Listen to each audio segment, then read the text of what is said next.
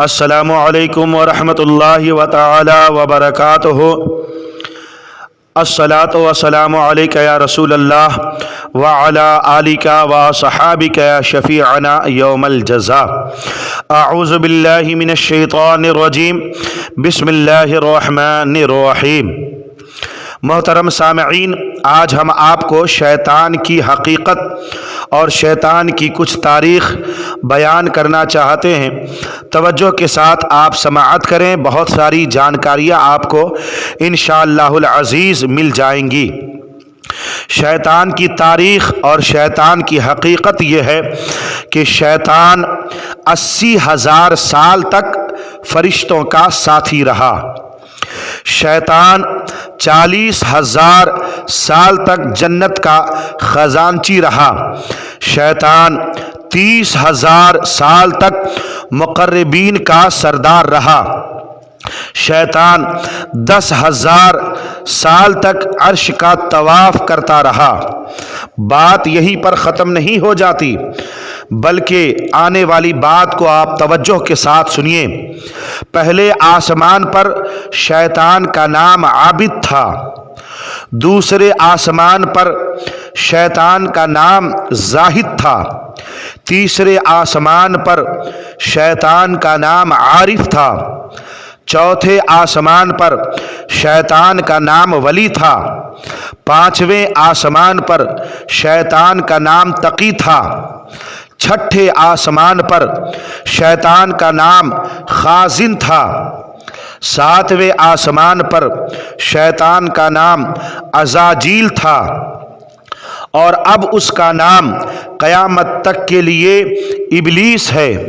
دنیا اسے شیطان اور ابلیس کے نام سے جانتی اور پہچانتی ہے۔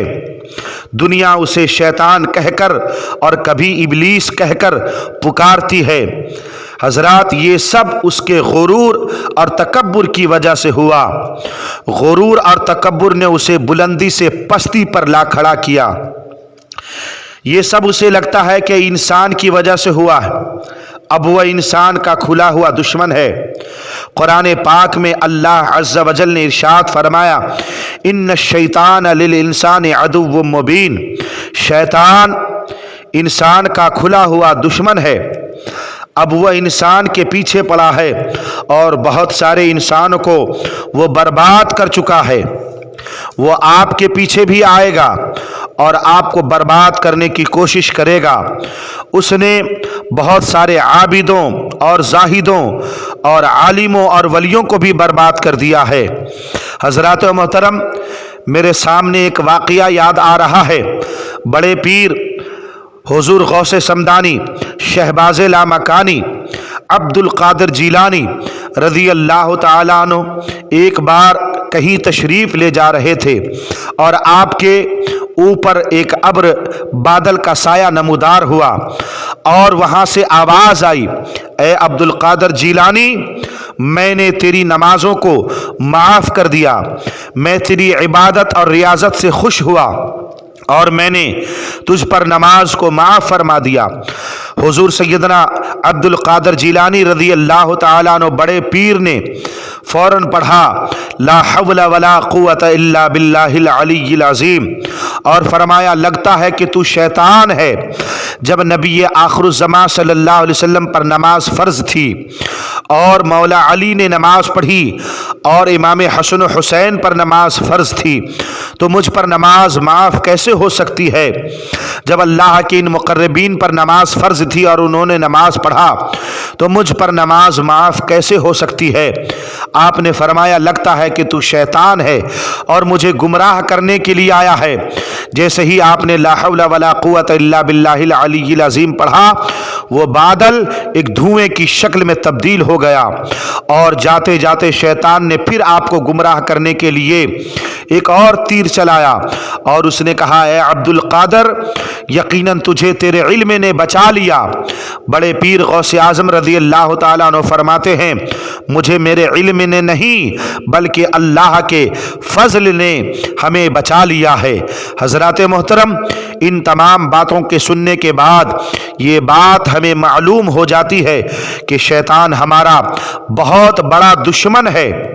کیونکہ شیطان کو یہ لگتا ہے کہ شیطان کو جو شیطانیت ملی ہے، جو خدا کی بارگاہ سے وہ مردود ہوا ہے، اس کی وجہ انسان ہے۔